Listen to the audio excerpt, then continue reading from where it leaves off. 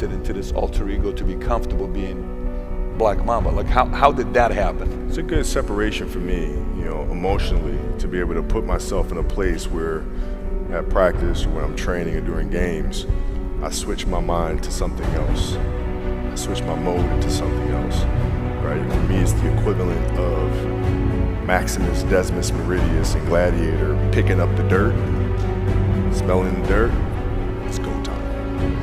Right? So that was my mental switch. It's like an actor getting ready for a film. You gotta put yourself in that cage. When you're in that cage, you are that character. And when you leave there, it's something completely different. When I'm in that cage, bro, don't fucking touch me. Don't talk to me. Just leave me alone. Bryant.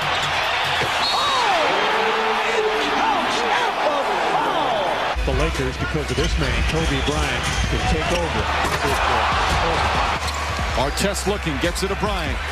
Bryant dribbling, has to put it up with the buzzer. Banks it in! Oh, he banks in the three! And the Lakers shot here. Final seconds. Bryant for the win. Bang!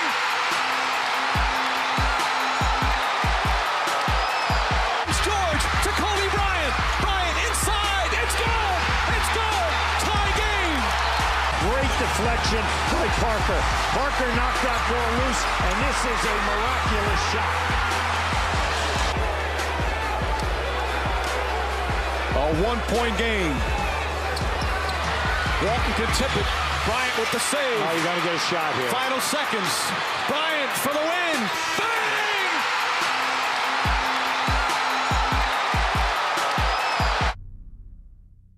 So what is your recruiting approach? So if you're sitting down with me, I'm somebody you really want me on the team. What's your approach to recruitment? You want first place, come play with me. You want second place, go somewhere else.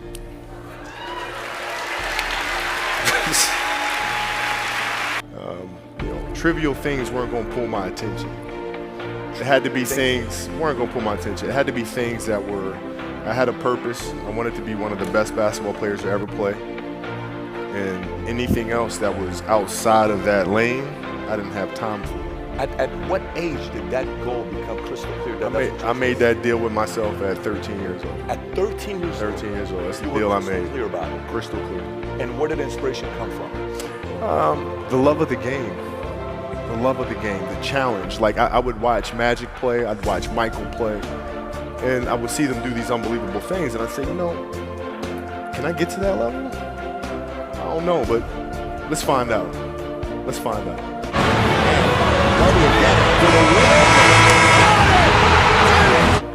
Right, so, you know, basketball for me was the most important thing.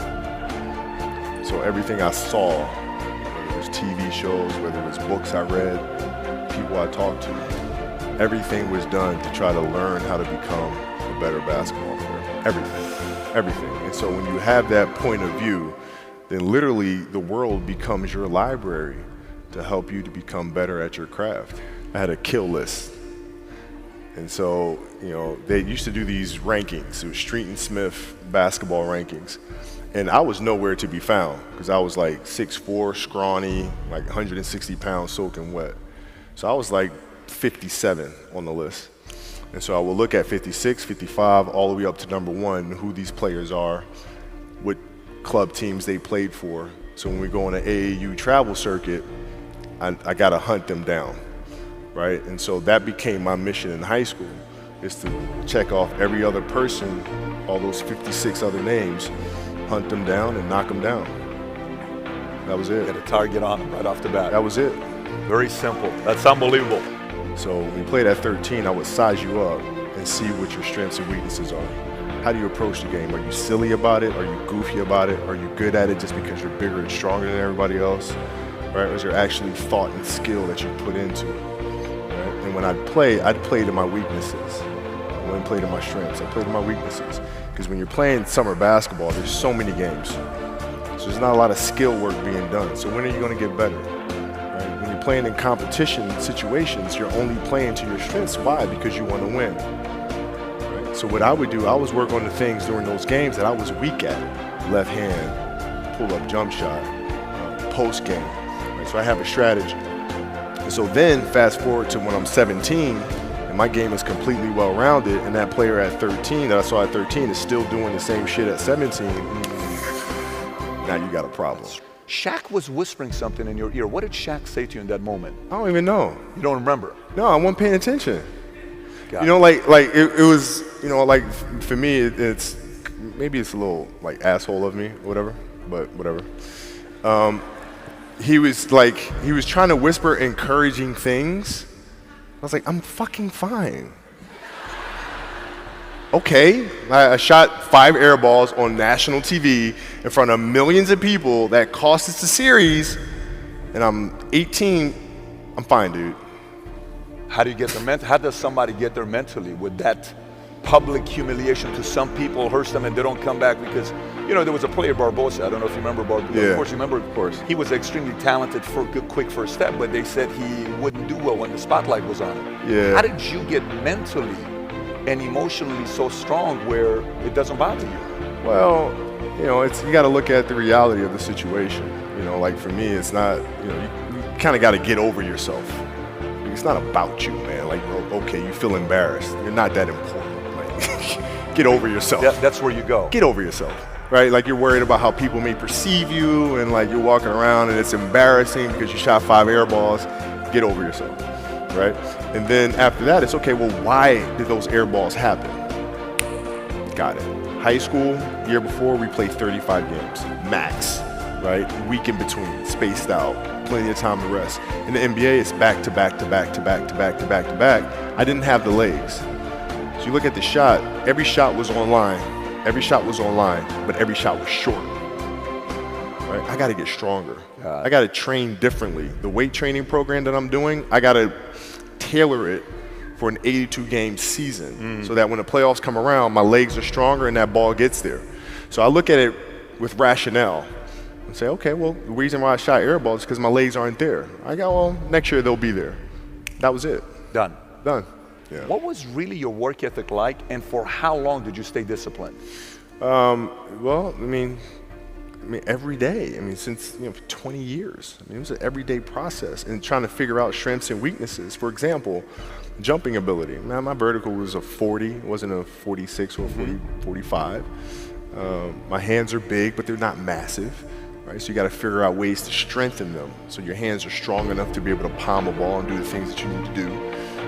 Quickness, I was quick, but not insanely quick. I was fast, but not ridiculously fast, right? So I had to rely on skill a lot more. I had to rely on angles a lot more. I had to study the game a lot more.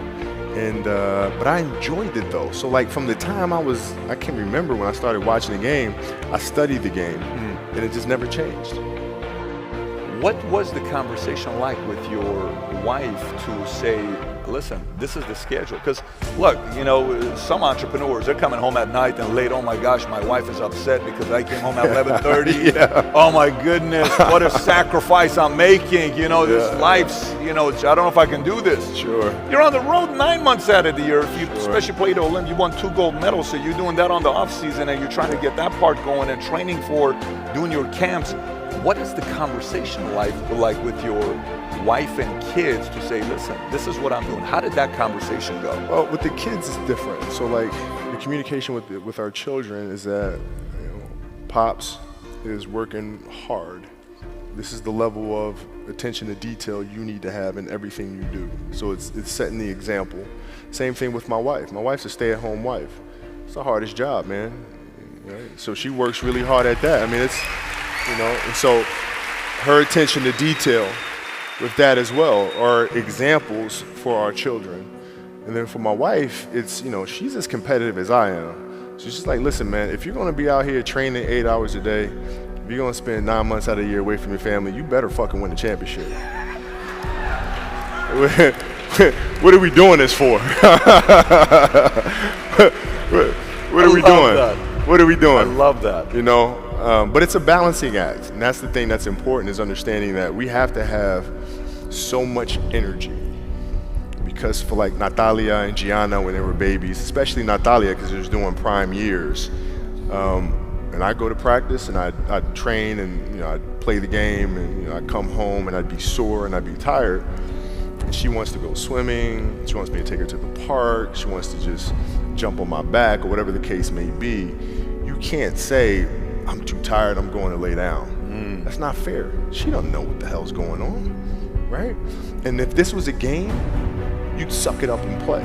I play games with the flu. I play games with 102-degree fever, man. You can't do that. That is so powerful. Right? You gotta be on, man. Bryant with the save. Oh, you gotta get a shot here. Final seconds. Bryant for the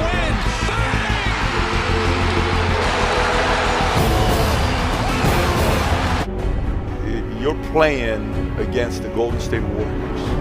Score is 107-109. You guys are close to getting into the playoffs. You know exactly what happens in the game. You go up, you're about to take your shot, and then all of a sudden, boom, the Achilles happens, right? Friend of mine, Nima, he is here just to listen to. He played ball. And he told me, he says, Patrick, I don't think you understand. He says, when I tore my Achilles in high school, he says, 4 friends of mine dragged me to my house. I was crying from there straight to the hospital. He says, I have no clue how the hell this guy did it. He went and hit the free throws, and then you walked off the stage. Yeah. And you got the surgery done. Yeah.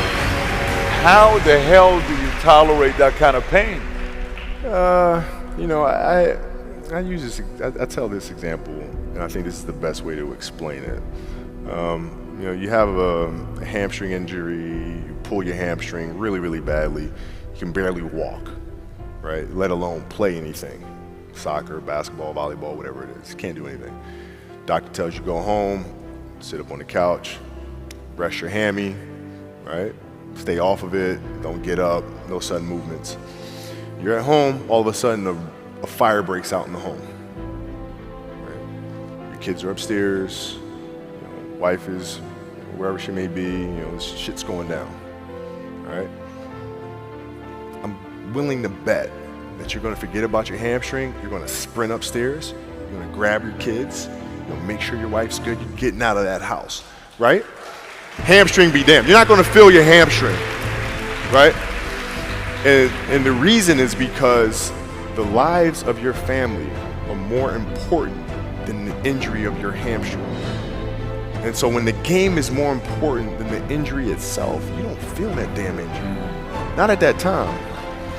When I went in the trainer's room, my kids are in there, and, you know, they're looking at you and stuff, and I'm looking at them, and I'm like, you know, it's all right, Dad's gonna be all right. He'll be fine. He'll be all right. He'll be all right. He'll be all right. As a parent, you gotta set the example. You gotta set the example. This is another obstacle. This obstacle cannot define me. It's not gonna cripple me. It's not gonna be responsible for me stepping away for the game that I love. I'm gonna step away on my own terms. And that's when the decision was made that, you know what? I'm doing it. I'm doing it. This has been absolutely beautiful, you guys. I can't believe it's come to an end. You guys will always be in my heart. And I sincerely appreciate it. No words can describe how I feel about you guys. And thank you from the bottom of my heart. God, I love you guys. And I love you guys. And to my family, my wife Vanessa, our daughters Natalia and Gianna, you know, thank you guys for all your sacrifice. You know, for all the hours I spent in the gym working and training. And Vanessa, you holding down the family the way that you have. I can't, there's no way that I can thank you enough for that. So, yeah, from the bottom of my heart, thank you. And what can I say? Mamba out.